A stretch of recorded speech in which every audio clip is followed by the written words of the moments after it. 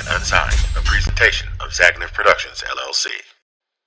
Indie and Unsigned. So no lions, no. Unless I get backstage, I'm not coming. He was getting in. For those of y'all that are listening to for those of y'all that are listening to, All over the world, I'm making that up. I don't know what it's like all over the rest of the world. But I am here today. Broadcasting live from Zagniff Studios, it's Indie and Unsigned, where we interview the best and the brightest of the stars that you haven't met yet.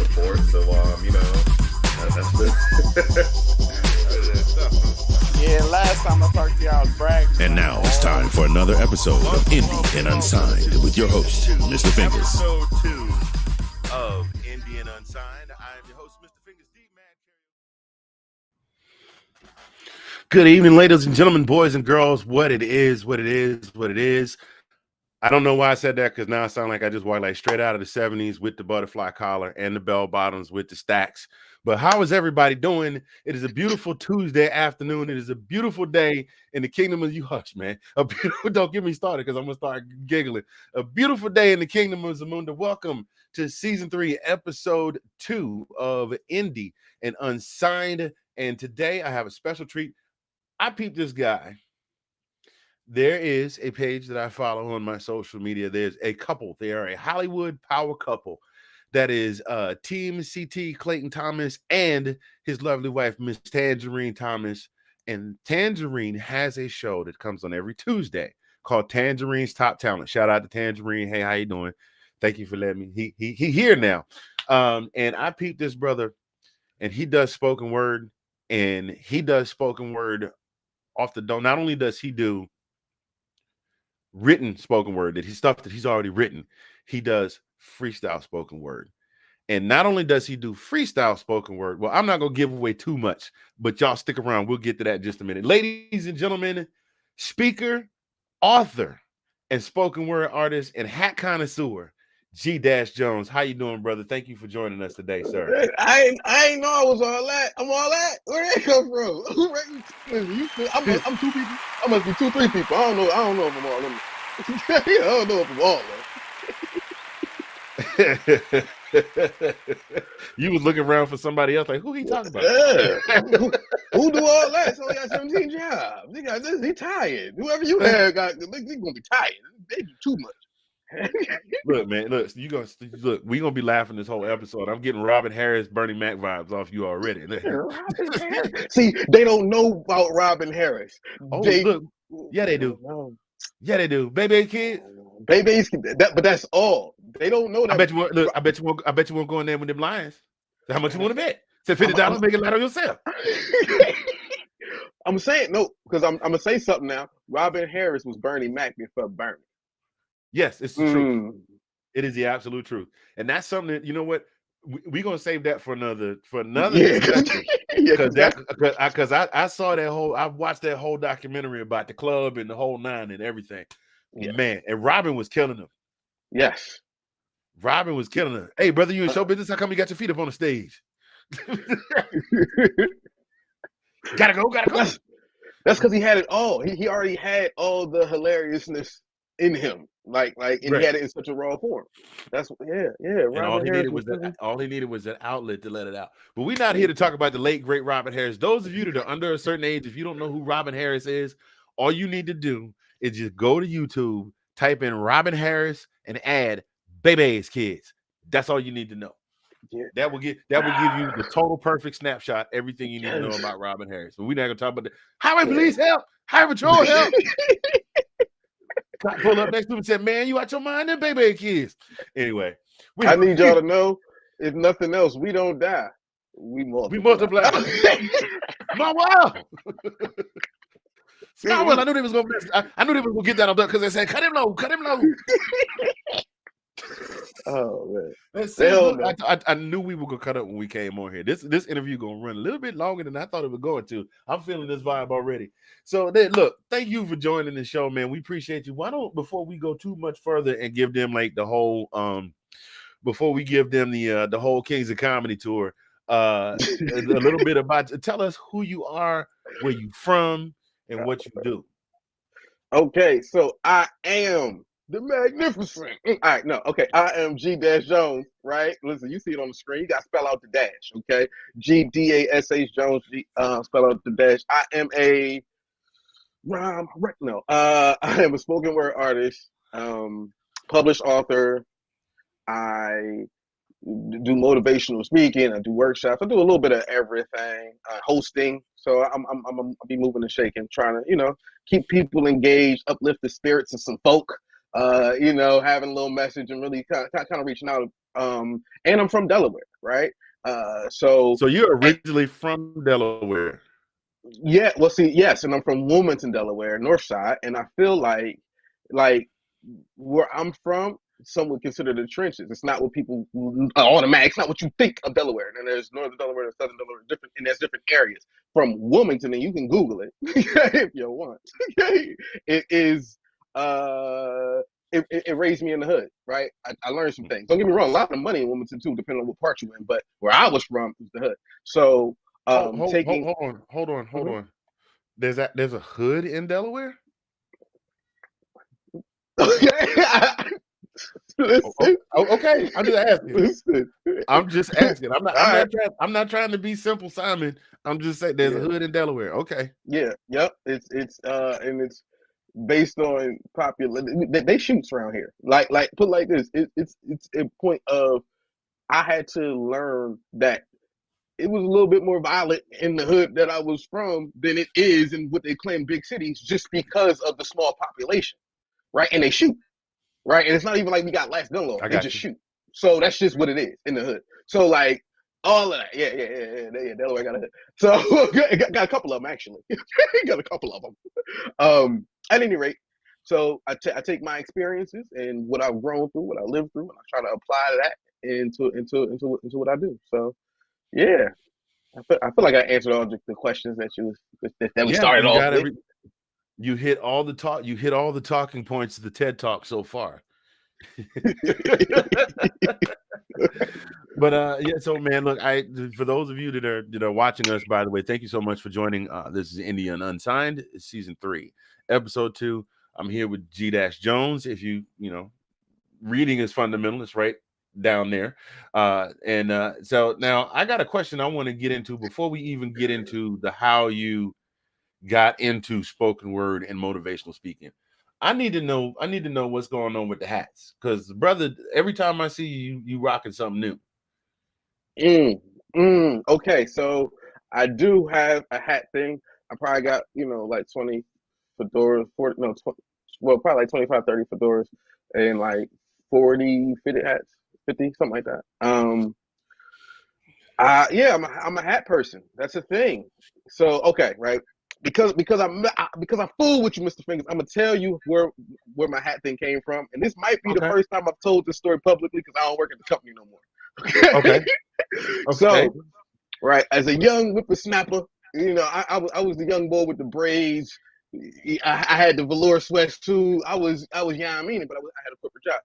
So for me, I used to I would wear like a button down, right, to work, but I wear it with the fitted that matched. So I had a fitted.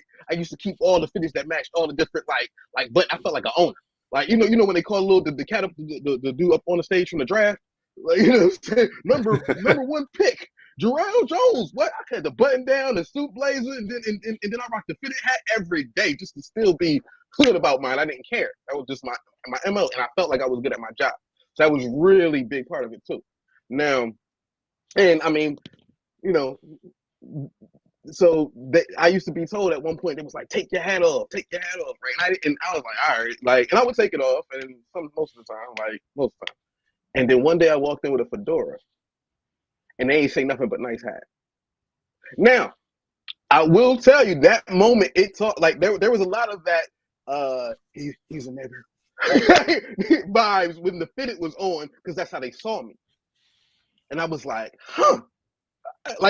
my brain broke at how it was received differently, right? And I'm not saying it wasn't that it was racist, because at that point I actually even had conversations with even some black folks that was like, yeah, nah, because the hat dude, this hat does this thing and that hat does that thing, and I'm like, but I'm me. Like it bugged me out. So that's where the fedora collection was. The fitted collection I had since I was young, I just collected good. You get a cool fitted that would match the jean, whatever. And then the fedora came from just dealing with it being seen differently. And I was like, oh, so I'm this person when you see me with this, right? Just that the hat changes, all of that. Funny how that works. Huh. So yeah. So kind of like the apples and oranges, but people not being able to recognize Superman when he puts on a pair of glasses and a suit. Facts. Like I throw the fitted on. Oh, he a nigga over there, man. Listen, he might be this, he might be that. Like I become a whole city bull. Like I'm in the midst of it. I throw the fedora on. Well, he's professional. He really knows what the stuff, man. Like what happened? Like the hat. Do you sure I need to go back and rewrite your introduction and put stand-up comedian on there too? I need to add a little bit of that. No, because I feel a whole routine in there with this right now. Nah. I don't know. I don't know if I got the heart to. I don't know if I think I'm that funny. Like I think I'm funny, but I'm like nigga, you know, funny. Like I'm as funny as a nigga, you know. You know what I'm saying? Like I'm not as funny as a stand-up comedian. Right. Well, you know, that was something that I dipped my feet in that pool too, because as you know, like we talked about before the show, I was a karaoke host, and so my thing was I would go to karaoke shows and the guy would sit in the corner and then somebody would sing and he'd go, nice job. Next is Ted. And there'd be no music in between, wouldn't say anything, wouldn't engage the crowd. And I was stationed in San Antonio. It was my second to last duty station. I was stationed there. And these guys took me out to this bar and they had like a 9-person crew. 5 of them were the on-stage talent. One guy ran the music and sound. Another guy ran the lights. Like it was this whole big production, and they would do skits and they would do choreograph stuff like that. And I was like, man, if I ever get into karaoke, that's what I want to do. So when I started doing that in the DC area, I incorporated every little bit of what I saw people doing. A little bit here and a little bit there. And, sometimes I'd get a few in me. I had a friend of mine that said, I can tell when you are at that point with your alcohol, because you will go on a 15-minute just stand-up routine, or you just start roasting somebody. And so folks are like, yo, you should do comedy. Like seriously, I don't know how I remember this night, because I remember how much I drank, because I still remember 13 years later how badly I felt after the next day after I woke up. That's how rough it was. This dude came in, he was a little height challenged. The stage was already up about 3 feet. He was height challenged, and he was walking up to the stage and telling me how horrible the people that had just got off the stage were, and it sucked, and you don't need to let them people sing no more, and you need to cut the music off. And I went, I grabbed the microphone. I said, excuse me, sir, does Mr. Rourke know you snuck off the island? He said, you know what I'm talking about. They're playing. And then I said, they didn't sign by the door to say you must be this tall to karaoke. Like I ripped on this dude for 10 or 15 minutes. And had everybody in the bar in stitches until he decided he wanted to fight. And then his boy came and got him, and I bought him both a couple rounds afterwards. Like, hey man, no hard feelings, but just so you know, don't do that. And people, yo, you should be a stand-up comic. And it's a lot harder. It's easier to be spontaneously funny than it is to sit down and map out a routine. Yep. I could host an open mic night, but don't ask me to do no routine. That's just not happening. Anyway. I actually agree. So just the fun fact about how I know how to do what I do. So like I studied comedy. Like I pay a lot of attention to, when I say I study, like I watch the different documentaries, and I listen to different stuff like this, like just in general, and how to engage. One of the things that even for what I do spoken word wise and improv wise and host wise, Dave Chappelle once said that all you have to do is engage a crowd. That's what he said. And when he said it, like it made my brain like, bing! And I was like, wow. And like I've hosted and I've performed at different venues. So I've performed at spaces where I was doing spoken word at a comedy show, which was different. I felt bad for the comics. Only reason I felt bad for the comics because I got to see firsthand how hard comedy is. Like, and don't get me wrong, they was funny and people was laughing, but it was a comedy show that also had to be, it was like a weed comedy show. So it was a show where it was cannabis friendly, right? So we was right, blowing and all that. And I'm watching it, and I'm going in between. Like, I think I went like early in the beginning, like setting it off. I had like just finagle my way onto a stage. You know what that's like. And and I'm opening up, and they there for me, but everybody lit, and they cool, but they also expected anticipated comedy, right? Lucky Right. for me, my show is big, and I do like I'm all of these things. But because they knew I was doing spoken word, they didn't anticipate to laugh, so it was a lot easier. But I can't admit, like if they had the people who went after me were very talented, extremely funny, but like they a bunch of stoners, so they chilling, and like getting them to laugh, like it was like it was because experienced stoners don't just geek. They just be like, haha, you crazy. These niggas is doing their best material though. Go over there, cuz. Go, That's cuz you crazy. stupid. Yeah, he's stupid. Yeah, that. Like, I'm like, yo, this man is busting his ass on his stage right now. And y'all over here like, like it was a lot. But it was like, it really taught me how hard it is to be a stand-up comic. Like, I can't, like that part, like for me, I have to engage. Right? As being a spoken word artist, I engage the crowd. That's a part of what I do. That's how I look at it. It's about bringing someone into my show and creating an experience. That's big for me. But I can just invoke emotion. That's what art does. I don't have to necessarily make you laugh. And so yeah, I'm good on that. That's what's good, man. That's what's good. So let's move a little bit into how did you get into spoken word, and like who was there something specific that inspired you, or someone specific that inspired you to get into spoken word, or was it just something that you always rocked with? So yeah, I came out the womb and I just started seeing words at the age of 2. I'm lying. Like, that's not what happened. That doesn't happen to anybody. Like, stop it. If you remember 2, like you saw, listen, you crazy. No, Wait a minute, hold on. The crowd. We must got the crowd from your first show because they're a little late.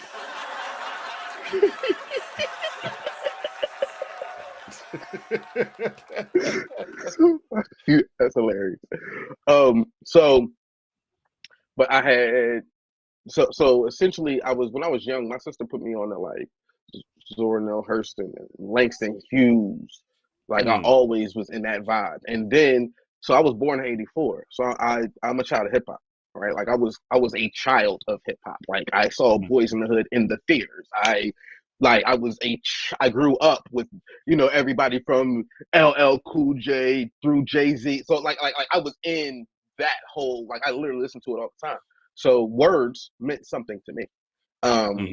Starting then, right? So that had always built in it. And then you remember, like, even it's hard. Like I was born in '94, so I mean '84, so I probably was like 10 or roughly around when that whole Malcolm X came out, and it was that pro-black, those things, right? These add to what that pen meant to me, like how much these words mean.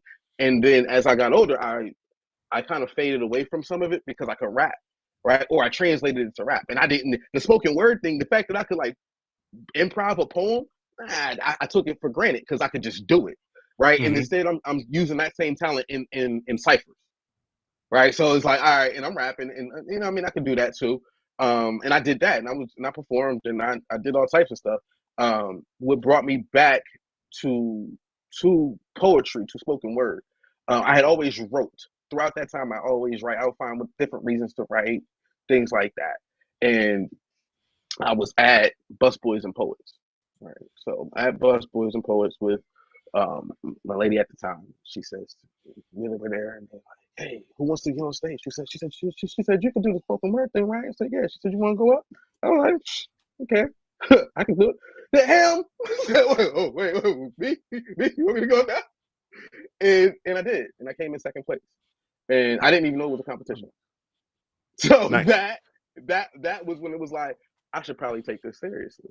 I probably should do this more often. I did that with improv. Just all I really did was wrap up everybody else's poems with the spoken word and like that. And it wasn't really hard for me because I can do it and I pay attention and I'm always trying to learn and grow with it. And I still write and I still wrote, so it helped. From that point on, that would kind of been my thing. Like I would just go different. Like I was like, all right, let me hit these open mics. Let me do this. Let me do that to kind of get that spoken word spot under the belt. To really kind of get get you comfortable with the crowd and doing that improv piece that way, and kind of finding my niche, filling out what gives me the energy to tear it up and what makes me not. So just, that's the journey. Yeah. Well, what kind of things do energize you to really to like, I've mentioned, I write music, I sing, I've DJ'd, I do this, I've got a 9 to 5.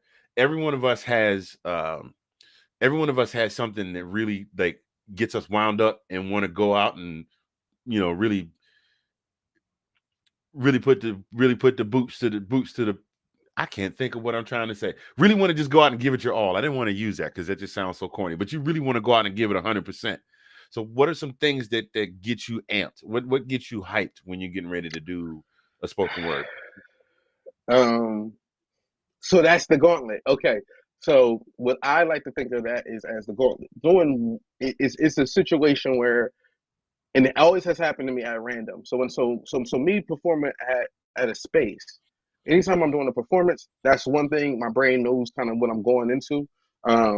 I typically have, even if I'm improvising, my brain kind of knows. Sometimes I do, like, I have structured where I know where I'm going to go with these improvs. And then there are moments when I either feel like somebody's like, hey, do it again. Matter of fact, here, I'm going to give you the best example of it. When I really started taking this seriously, I started to I realize what my talent could be. I hit up one of my friends named Lucky. He's a drummer, right? And I had worked with him at a studio for years prior, just doing different stuff. And I was, Lucky, listen, I do this. I feel like I could go somewhere with it. I don't know what to do. Mm-hmm. So he's like, all right, let me hear it. And I've known him for years, but he's never necessarily heard me do this. Said, all right, let me hear it. Right. So he gave me a word. Boom. I did whatever the word was. Then he said, that was fire. He said, all right, here's another one. Boom. That time he put me on speakerphone.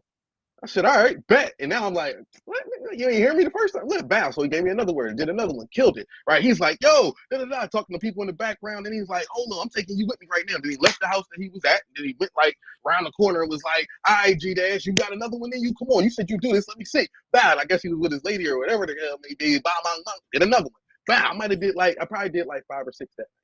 Right? Back to back though. And then for me, like, that's when it'd be like, all off the dome. All off the dome, right? Because now, what you mean? What you mean I can't? What you mean you don't know? What you mean you can't tell? like now, that was a whole other ball game now because I'm about to show you what I'm doing, and it's not even out of that because, like I said, like part of it's the energy from the surroundings that I'm dealing with. I did the other day. I was hosting a block party at the same time. I did a kids event in the morning, and then I had an open mic at the night. And when I hosted a block party, I did poems too. When I tell you, by the time I hit that night time, I thought I was going to be tapped out and tired because it was such a long day. And they got some amazing, phenomenal work out of me just because I'm running it now. Me and my groove, and I'm snapping like it's that thing. Sometimes it's and the crowd was fire. It's all of those things that can kind of get you hyped in. But for me, it's always going to be when that crowd is going and I got to roll I'm throwing them out there. That's always going to kind of get me going a little bit more. That's what's good. That's exactly what I was looking for. It is like you find that sometimes you build your energy. It's like I don't know if you watch The Boys or not on Amazon, but it's like Starlight. Absolutely.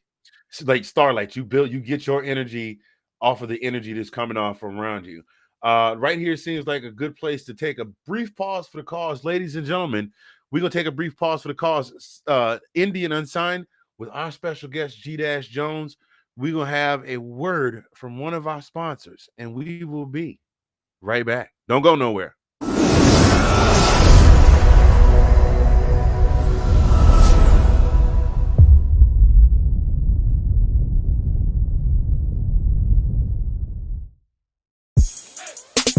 Zagnif Productions, in association with Zagnif Apparel, gives you the opportunity to win free athletic gear. And here's how you do it. Visit the Zagnif Apparel Design Shop at Etsy.com. Purchase any piece of apparel that will automatically qualify you for the August 7th drawing for free apparel. Each purchase counts as one entry. No limit on the number of entries allowed. At least one lucky winner will win one free outfit. That's right, one free top, one free bottom. Note, the embroidered bomber jackets will not be regarded as prizes for this sweepstakes. July 30th is the last day to enter. So get to the Zagnif Apparel Design Shop at Etsy.com today for your chance to win free athletic gear, courtesy of Zagnif Apparel. In conjunction with Zagnif Productions, LLC.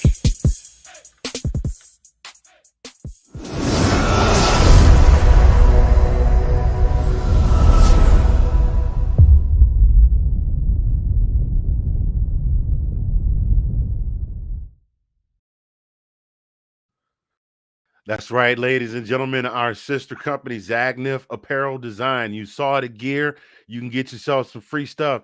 Every purchase gets you an entry. Now, that doesn't mean if you buy 2 hats with one transaction. That means each individual transaction gets you 1 entry. We're doing a drawing on August 7th. You will win a free top and a free bottom. If you missed the website, it's right over there in that corner over there, bottom right, Etsy shop, Etsy.com. Shop Zagnif Apparel Design. If you got your phone with you right now, hit it with the QR code. Boom, boom, takes you right over there. We got hats, we got leggings, we got yoga shorts, we got what else we got? Oh, bomber jackets. We got joggers for the fellas, we got leggings for the ladies. Right there in that corner. Hit that QR code, hit it up, boom, boom. Grab yourself a little something today.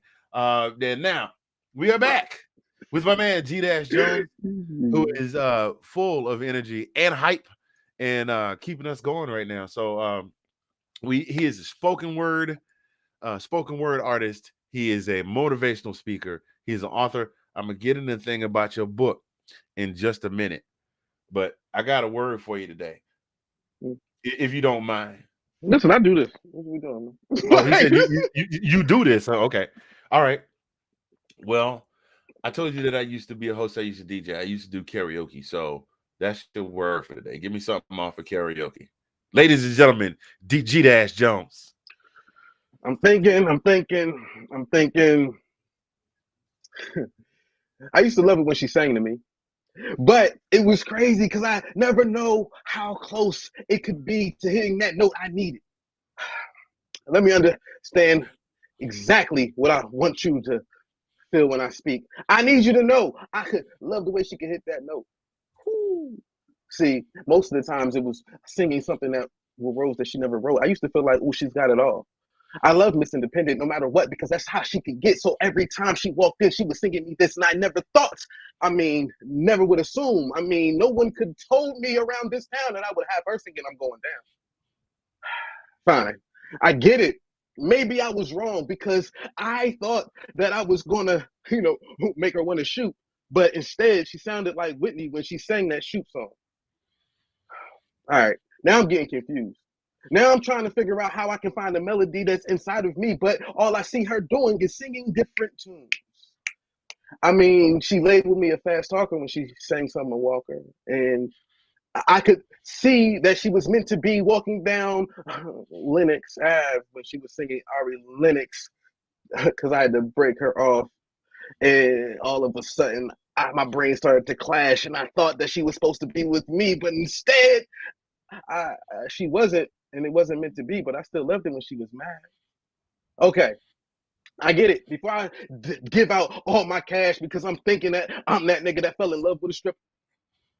Whatever you seem to sing along to, because obviously I could be in your journey where you're thinking how you're going to walk with me too. I could say all of these things and maybe it could just be me. Maybe I could always love it when she sang to me, regardless of what the song may be. Maybe I just always felt it because it was meant for me to feel that strongly.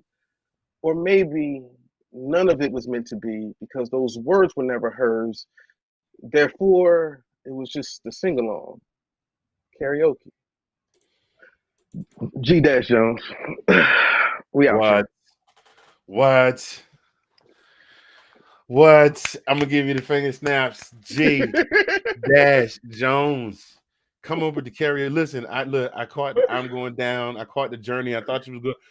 When I thought you were gonna go, Don't Stop Believing, you went the other way. I did on purpose. That was a move. And you said something about Lennox, and I thought you said Lennox, and I thought you was going Eurythmics, and then you went Ari Lennox. I'm like, okay. I'm not gonna lie. I was gonna get in my bag, but I was like, all right, this is always getting kind of long because I was going to hit. I was about to hit like built this city. I had. That's why that's why I was like I dove back to walk this way. That was a jump back because it was really about to hit Van Halen. I was about to go into that whole situation. I was like, let me not. Because I just said it's gonna take long. Hey, you get some love. You get some love from the homeboy Sean Spencer, partner of mine, back in Virginia, watching.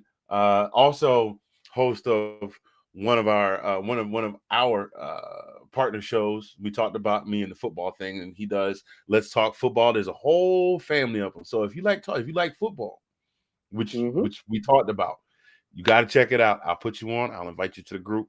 They have great discussions. Shoot, if you got something to contribute, what team do people root for in Delaware? What team they root for in Delaware, or what team do I root for? What team do you? Well, let's start with you. What team do you root for? I'm a Cowboy fan. I keep a star with me everywhere I go. That's all I'm saying. Oh man, you just lost some points with my man Sean. Nah. He's a diehard Commanders fan. Commanders through and through. But wait a minute. I do an Eagles fan. Wait a minute. Eagles fan. But his co-host is a Cowboys fan. Phenomenal person. Hey, look, you and my wife will get along great guns because she's a Cowboys fan too. I'm a Falcons fan for life. Okay. Oh, okay, Sean. Okay, Sean. We got you. He's still going. He's still going. Right. Okay. So understand something, right, Mr. Fingers? I want you to know something, right? As an artist, right? As an artist, you know what art does? I'm gonna tell you. Art makes people feel something. Art makes people feel something, right? So all that means to me is me being a Cowboy fan. That's art in itself. You see how much he felt? You all saw all them O's in that dude? He was feeling it. His feelings was hurt. I can't believe they got another one. Oh man, this brother's a good brother too. They done got another one. That's how he felt when he saw me. Like, this man is a great guy and he's a Cowboy fan. That's that emotion. No. That's what I do. Bruh, you killing me right now. You were killing me. You're killing me. But that got a laugh out of my man Sean right there. He's a Commanders fan, but he's a realist when it comes to his team, just like I'm a realist when it comes to me and my Birds. I love them, but I don't think they're gonna do nothing. Y'all done had to beat up on us that bad last season. That onside kick that hurt. We did. So understand something, right? For what the Cowboys are, we did have to beat up on y'all because we beat up on the bad teams. We lost to the good teams last season. I watched every game. So yes, we had to do it because we understand. need to maximize. No, you missed the point. Your boys didn't have to do that. You missed when I said that my wife is a Cowboys fan and I'm a Falcons fan, and we have a thing called Handy Bowl every time they play each other. We were leading the series 3-0. Mm-hmm. And then now they have tied the series up at 3 games each. Yeah. So my bragging rights are now in jeopardy. Yes. That was because somebody had to prove the decline of Matt Ryan. Guess what? We here, baby. Somebody had to prove it. Y'all didn't know. I was like, oh, wait. Micah, was that Micah guy? Yes, somebody had to prove it. And we couldn't prove it.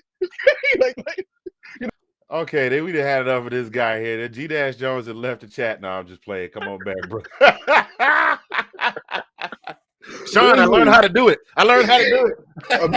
See, again, I would like the crowd to know this, right? What happens, right? Cowboy fan enters, he learns things. Huh? See what happens? See what the stars inspire? Okay? What the stars inspire? Knowledge. G-Dash Jones, spoken word artist, ladies and gentlemen. We were talking about spoken word. So you gave us that hot freestyle.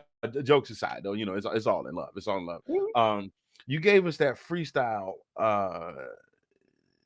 Was that something that you like? You said you were a child of hip hop, so that was that was not something that you taught yourself. It's just from you just being a child of hip hop that you picked up on doing those freestyles.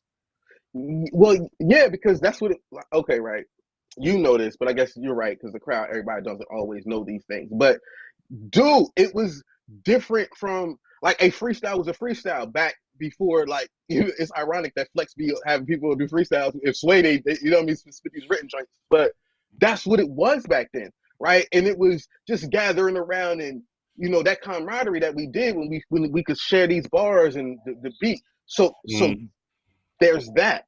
I could couple that with, again, for me, doing the spoken word part was easier than rapping, because I need to talk about something. In rap, I could freestyle and not say anything. You see what I'm saying? Like, somebody could make a whole little joint, you know what I mean, and say nothing, and it could be a bop. You feel me? Like that joint was so hard. Raindrop, drop top. Look at, hey, don't say a word. I don't know what you're talking about, bro, but that joint go hard, right? You can designer on the freshman class. I didn't understand a word he said, but it was like I was almost like, like, because they find a melody and they get you with the bop of it, and all those things go into it. And for me, like, as I developed that skill from then just having to rap, because you had to have bars, and I used my pen anyway, and the poetry thing came always a little easier, because even back then we always had rappers that didn't talk about nothing. Because listen, you was a true foosnick, I don't care. So okay, and you had effects. Bum stickity bum is not a word. Okay, what nobody say, but it was a whole bar. That was a whole bar. Hardy, hard. Look, it was some people that didn't understand none of the words except for bum stickity bum high. I'm hyper there. Pinocchio's nose, but tic tac toe, and just 1 2 buckle my shoot, like the whole nine. But it got you going. It got you going. So for me, those things still got me going, but I like to talk about something. Like I don't like to do that. Like that part for me was like will wind up being lost. So that's what got me really into tapping into, let me get into this the spoken word bag of it, because I could always freestyle of it. I could always that, but I always cared about the topic, and that's the part that stuck with me my whole time. Like all right, I want to talk about something. Like I don't really want to just say words to say them. Like now has this given you an opportunity to travel outside of Delaware? I mean, I'm sure you gotten outside of Delaware. I mean, I'm no knock, but Delaware is not one of the largest states in the nation, so it's not hard to get out of Delaware. Have you had a chance to travel? All of a sudden, size matters. Like, bro, who was talking about size? Like, we was sitting there quietly. I wasn't bothering nobody. My state ain't bothering nobody. You feel me? Like, listen, Delaware is the Steph Curry of the United States. Okay. I tried to get it off. I couldn't. I really tried to say it so confidently that it had to just go by. But at any rate, it felt good. I went with it. We're gonna let it go. At any rate, I wasn't. Wait a minute. Why are you coming for me now? I was just saying that, it's like, if your city, like if I lived in a city that was 3 blocks by 3 blocks, all I got to do is get in my car, go 2 blocks up, and make a left, and I'm out of town. It's not. You won't be. Right, you're gonna think you out of town, and it's gonna get real dark. And I would suggest you do it. Okay, that's what I'm saying. Like, I'm out Delaware. We heavy here. Hey, to answer your question, yes, I have traveled.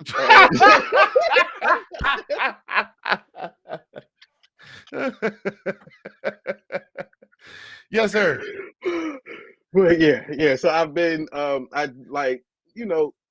Really, what happens is I'm out traveling for other reasons, and in that space, whether it be for a vacation or like the last time I actually was traveling for work, and I found my way at an open mic out there in Orlando, right? So Orlando, my first time performing was in Busboys and Poets, so that was actually in DC.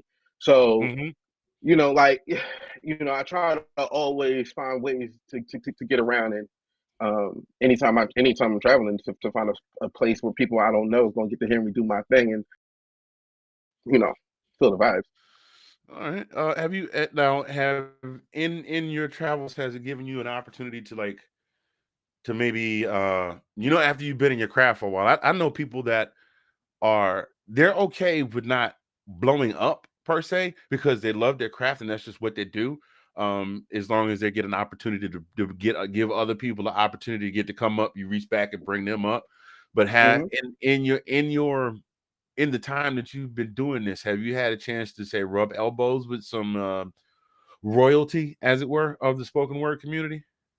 I don't know if not royalty. I would say maybe I don't know. I've met a lot of dope poets, but I think that's just kind of the nature of when you're doing something that everybody don't do.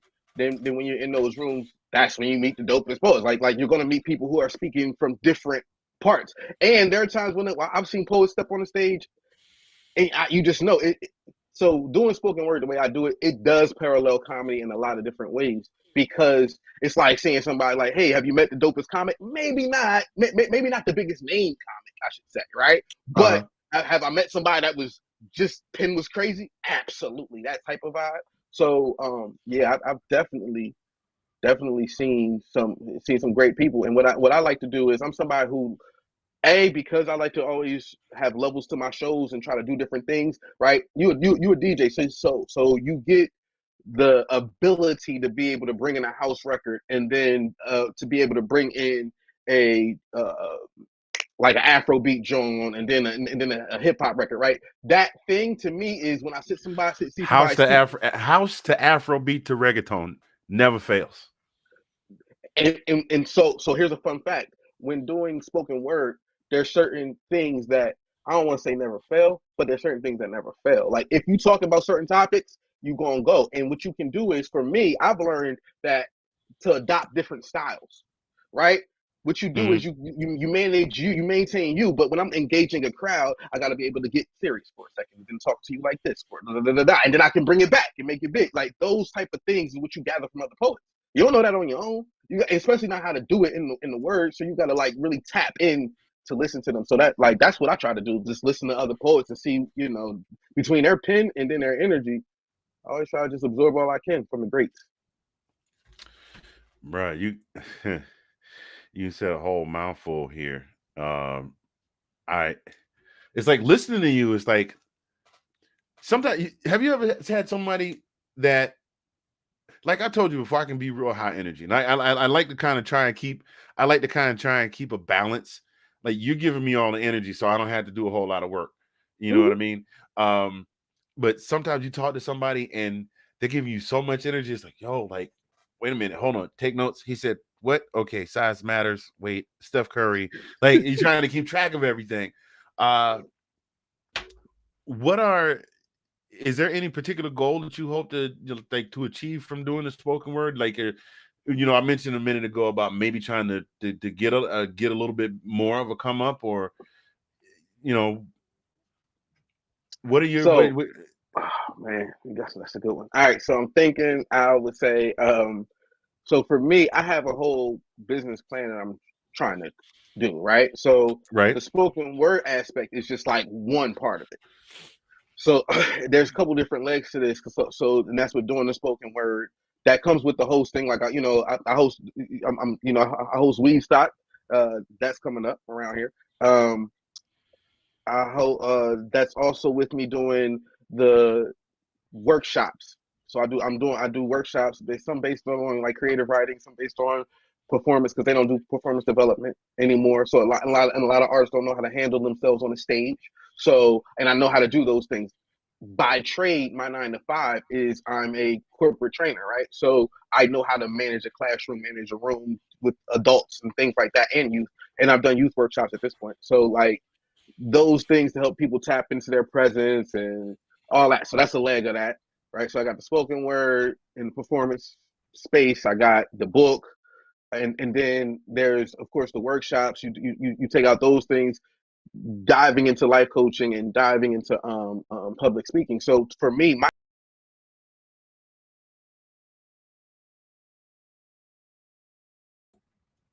right, that's the only way. That's how they say it. If you're trying to get those the seven streams of income, you know what I'm saying? Like all the things that help make Mm-hmm. people get to where they want to be, to me, come from having that industry thought process. And within having that, it comes with I don't always care about the cloud. I don't always like to be around people. I don't always like people, if I'm being honest. I just don't. But I know my purpose is to help people. It's the difference between what you're meant to do versus what you always enjoy. And I do enjoy my craft. So for me, that's where I go with what my art does and how it is. It's to create this whole industry space, right? Where I'll show others how to do certain legs of this and hire people and build up for that. You know what I'm saying? Okay. So So you you, that you actually that's have my you actually goal. have a business plan of action for this for what Oh you yeah, do. Like yeah, it's not just going to be, every such and such every such and such Friday I'm gonna go down to such and such and spit a couple of freestyles and bring some folks on and have a couple of drinks and maybe put a little something in the air, and like you're building, you have a stair step insane. plan. Well, yeah, because the objective isn't to have to. For me, let me clarify this. For me, my objective isn't to have to work for somebody for the rest of my life. Right? That's not the end goal. And I'm gonna be real. If I am going to work for somebody for the rest of my life, then the objective is to still have my own piece of my pie. None of it doesn't make sense to me to not have What? my own piece of my pie. Watch me right now. Watch me right now. Give you my best Kabi LeMay impersonation. There it is. Like, my brother, the African dude. Yes, yes, That is absolutely. right there. So hey man, I have thoroughly enjoyed having you on the show. We're not done yet.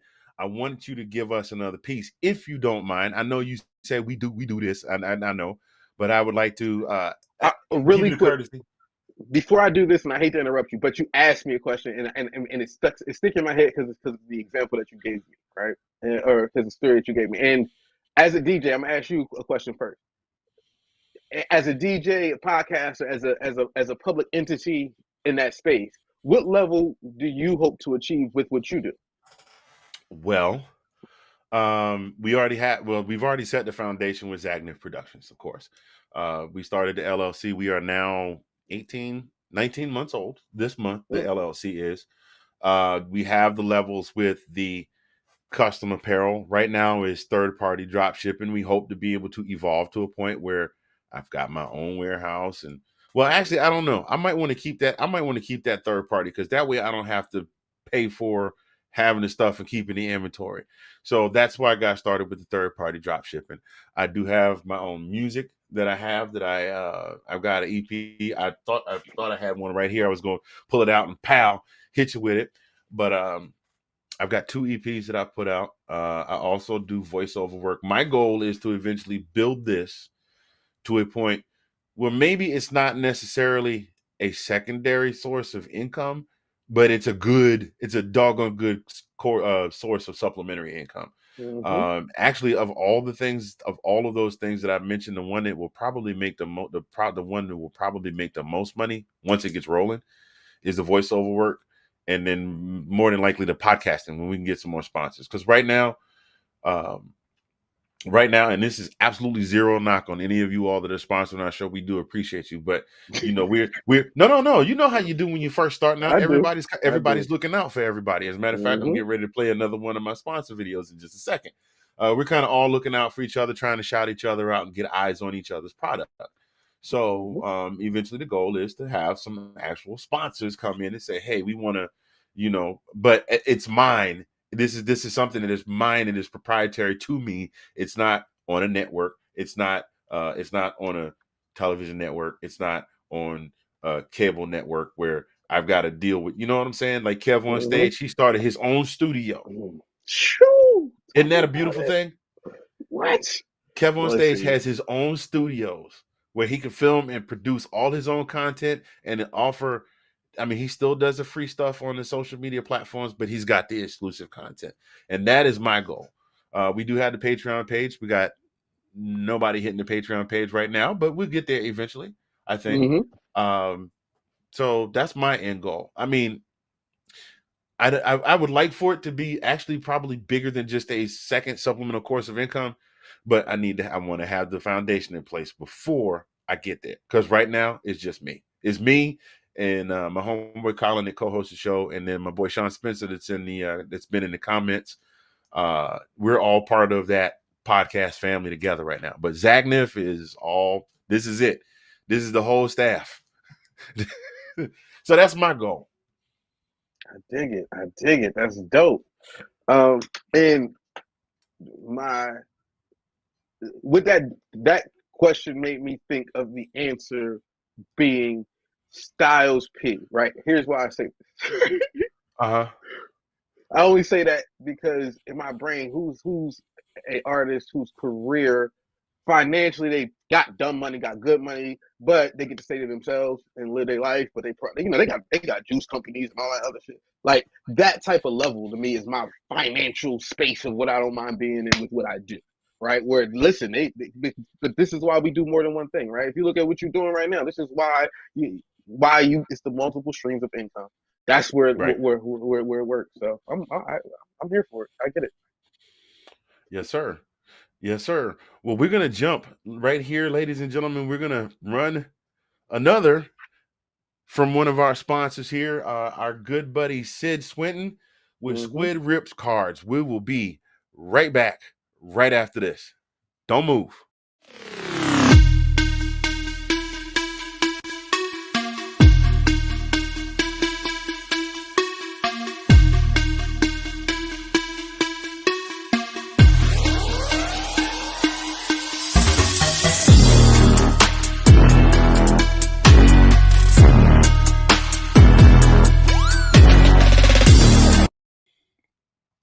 That's our good buddies.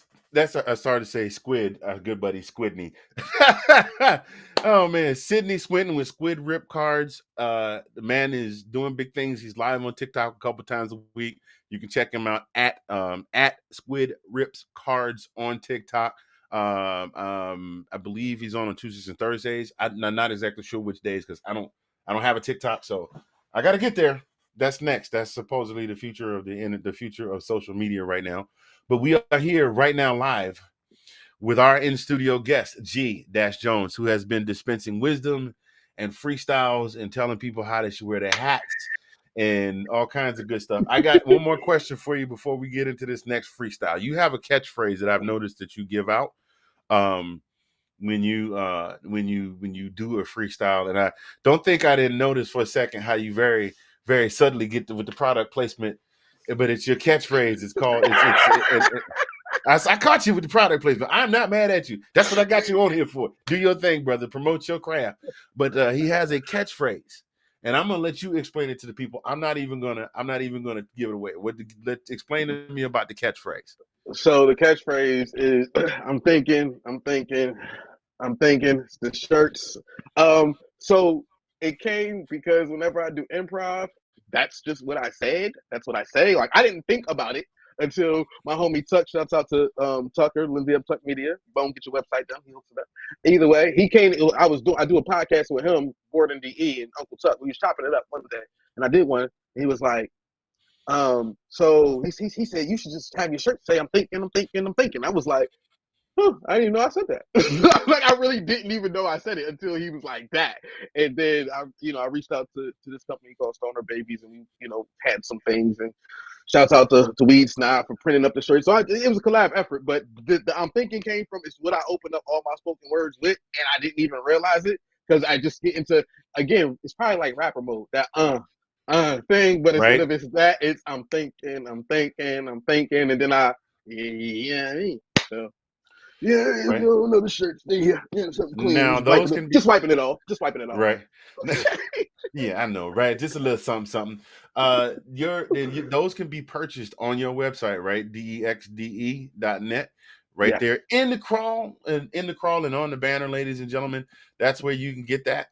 What other kind of merch you got there, man? It's the shirt and the book for now. I'm about to see what other things I'm gonna get into, but for now it's just the shirt and the book straight up. So I released a deluxe bag. But yeah, so that's where that is. That's daybyday.net, DEXDE. So yeah. Okay. I thought there was something to that, and you gave it to me day by day. I like that. So tell us about the book, or tell us about the book.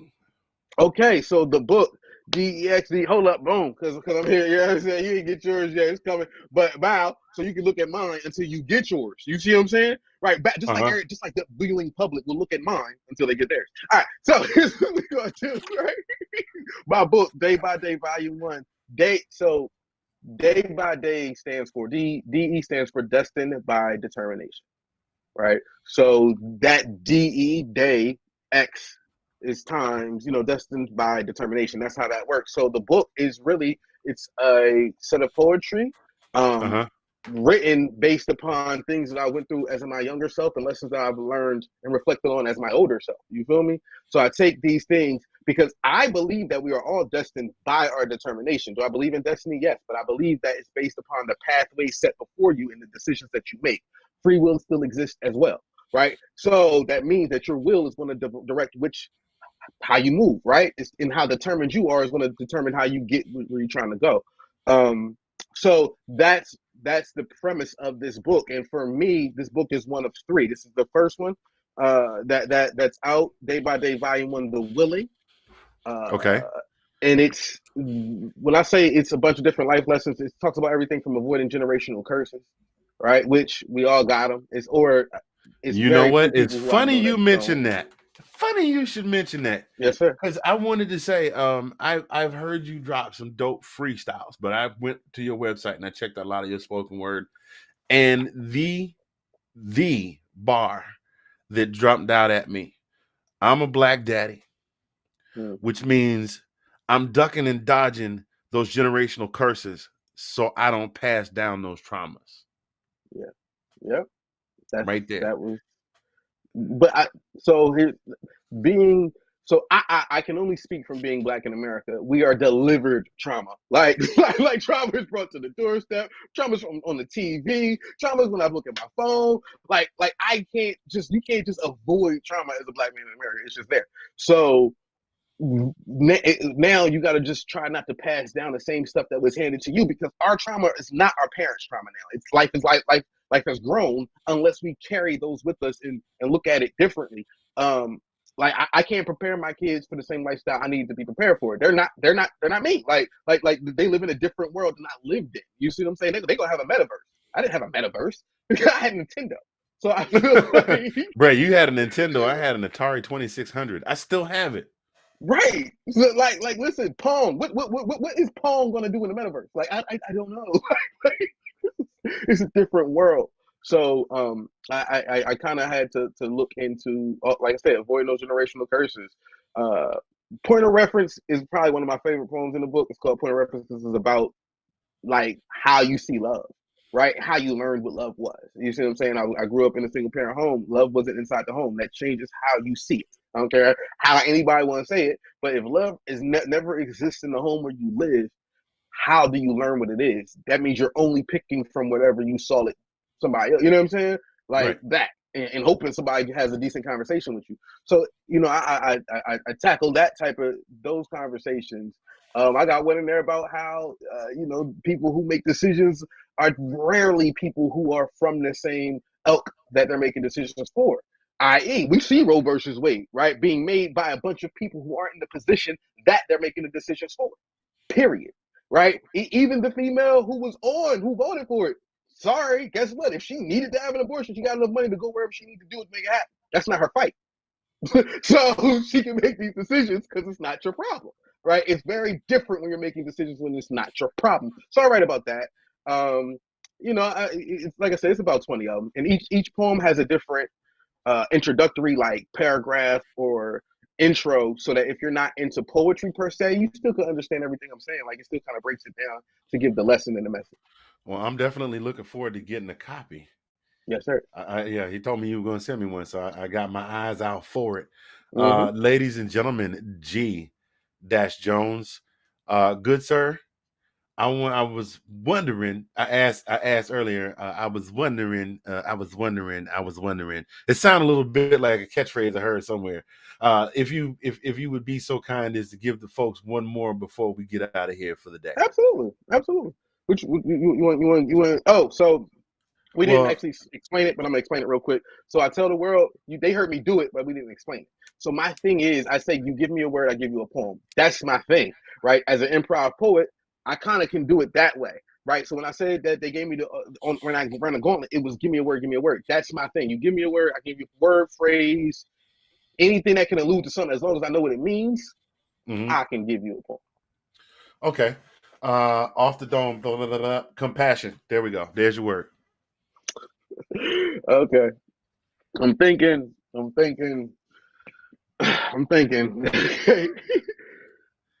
I remember working at the movie theater when The Passion of Christ came out. I remember those theaters being sold out. I remember like people being there, filling every concession line. Oh man, it was amazing without a doubt. Like really, watching the passion, standing there with sold out theaters full of people who don't give compassion. I had to start to think because it was amazing to me how they wouldn't even ration out any bread for you to have if they were poor and they needed that. See, I think about that as I tend to think back. Okay, maybe the side of me that expresses extreme empathy decides to feel things that they wouldn't feel for me. So now I'm mad at the compassion that they won't show me. And I'm looking at them as if the world owes me. And I'm looking at them like, God know my heart right after I do some foul shit, because guess what? Now I feel like the world owes me. Fine. I don't need them to have the compassion as long as I have the passion that knows inside my confidence that they chose me. See, you don't have to feel me. I can say that so arrogantly and knowing maybe that if you have the same compassion for me, you won't take the time to ignore me when I speak everything that I need, but instead you will, deliver for me. That's not what they do. Come on, tell the truth. Most of the time, most dudes is only worried about, well, them. So if you only worried about you, how can you have any compassion for me when I'm going through what I'm going through? They told me to tuck that shit in if I came to win. Ain't no time for you to be sobbing and crying. And if you think that I'm lying, ask any black man that you have seen within the last 5, 10, 15 years of life. I'm sorry if this don't sound nice. I'm just being real with words that I ain't have to write. See, I'm sorry if my emotions is something that's not everlasting because I know that it can change, but I'm just waiting for this one to start passing because everything I do may seem to sound strange for those that can identify, therefore they tend to lack compassion. Damn. I'm G-Jones. We out here. Day by day. I'm thinking, what we doing, man? My man, G-Jones with more. I got more finger snaps for you, brother. I got more finger snaps for you, man. Hey, look, it's been a pleasure having you on here today, my dude. I'm looking for big things from you, man. Big things. I'm like talking Def Poetry Slam type level stuff. And then we already got all your particulars. Actually, all of your socials. You can find him. All of his socials are right on that website. Mm-hmm. Now, if you want to do it the hard way, you can go check him out at IG at G-Jones. That's the one that I have. I didn't copy all your socials. But if you want to do it the easy way, go by www.daybyday.net. Now that I know how to, I thought it was like Dexty or. Thank you for clarifying that for me. Please don't start because we could go back and we could. Hey, look, man, listen, Skip, I'm out Delaware. Skip. I'm out Delaware. Skip. You know what the DE mean? The DE mean Delaware. Okay, that's what the DE mean. Say something. I'm just gonna tell you, but you don't want to start because I will get you. I will come over there. I will talk about them hats on your wall. I will talk about that picture that looked like a picture of Jackie Robinson. That's either Jackie Robinson or Eddie Kane Jr. from the 5 Heartbeats up there on your wall. But you wearing an Indiana Jones hat. I will talk about everything. Everything. Mr. Finger. Hair, Mr. Finger. gas, air, water, everything. Mr. Finger. Your baby's posing like Skittles.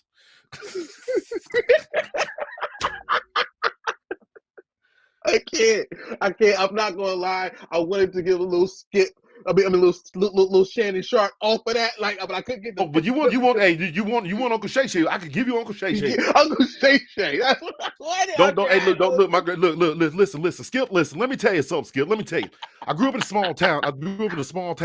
About 70 miles south of Atlanta, Georgia. A little small town. Me and Sterling. We used to walk around with cardboard on our feet because we couldn't afford no shoes. Okay, but my granny used to tell me, "Don't start nothing, won't be nothing." That was a motto I carried with me all throughout my life. When I went to the Denver Broncos, when I showed up at training camp at the Ravens, Ray Lewis walked up to me and said, "So you the new rookie, huh?" I said, "Look here, Ray. I ain't fooling with you today. You and Jesus is about to beat Jesus if you keep messing with me. Because Shay will do something before 2 something. They call me the elevator because he used to come up slow. Don't mess with me." Oh man, if I tell you something that's the truth, Shan Sharp never said nothing like that to Ray Murder. I tell you what he didn't do. Okay, you want to get Ray, play with Ray Murder if you want to. I ain't tell you what he ain't do. Listen, let me stop playing because this is gonna air somewhere, and I don't want no problem. I like Ray Lewis is a fine gentleman. I don't Wait. want no problem. Wait. Hold on. The views and opinions expressed by G. Jones are not necessarily those shared by Mr. Pickens, You Anthony must Handy, have Dagner me. Productions, or any of those there. No, he's with me. He agrees. He agrees. Sorry, Ray.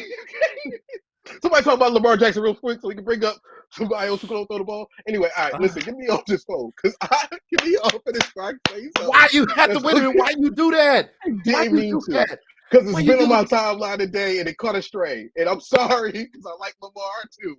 He do that, especially throw the ball. Man, look, I think this is a good place to stop. This is gonna get me in trouble. This is gonna be the one. Wow. And look, we only 2 episodes into season 3. We might not get to episode 3. So those of y'all that I booked, y'all just stay on standby. I'm gonna wait a couple days, see how this go. Just hey, remember my face. If you see it on a milk carton tomorrow, y'all get G because y'all know that's what happened. You call that man Ray Murder. That ain't even name. Ooh. Look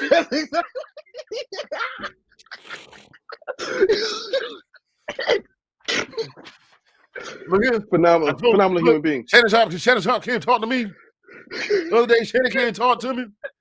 He said, "Look, Bernie, I'm playing football with Ray Lewis." I said, "Ray who?" Because he said it's so funny. Had to hit again. He said, "I'm playing football with Ray Lewis." I said, "Look here, you gonna have to learn how to work a cell phone and send up a play or something. Cause I ain't messing with Ray Lewis. I ain't doing that today." Yeah, when Ray Lewis take you out, he take you out all the way out. I live in Delaware. Look, Ray Lewis is Baltimore. Don't do this to me. I live right there. I can't stop, and we here now. Like we are here. Look, next time you try to go to Baltimore, he gonna stop you right at the state line. Talking about, I heard. Look, gonna be like Eddie Murphy. I heard you did some jokes about me. Heard you did some jokes about me. No, you didn't. Maybe I didn't. I'm gonna go beat up the fool that told me them lies. Anyway, ladies and gentlemen, let's one more time for our guest today, G. Jones. Man, I appreciate you stopping by the show. Yes, sir. I'm gonna need you to hang out for just a second while the outro plays, as I want to holler at you once the outro plays. But on behalf of G.